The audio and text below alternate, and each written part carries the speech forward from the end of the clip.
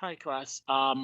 Someone asked a very good question in the discussion for the week, and I felt it's better to create a video to respond to that rather than type in, and also to share that with the whole class because some of you might be wondering about that.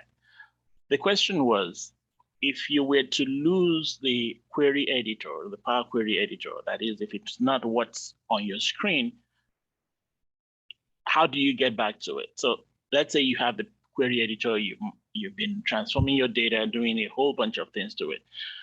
What you see here, just as a side note, this table has nothing to do with the workshops for this week. I just created this for the purpose of this video.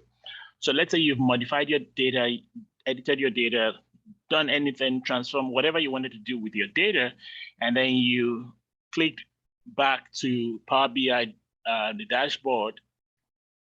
How do you get back to the query editor? There are two ways.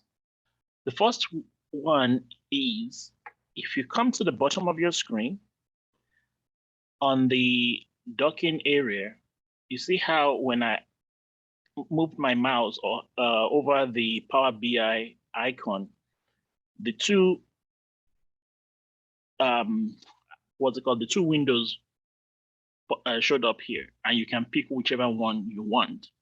So if you want to go to query editor, if you want to go to the dashboard, okay? You can pick whichever one you want.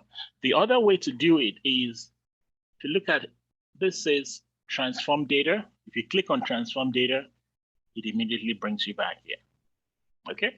So just to recap, two ways to get back to your query editor. Either you use the icon at the bottom, click on it, or in some cases, if you just mouse over it,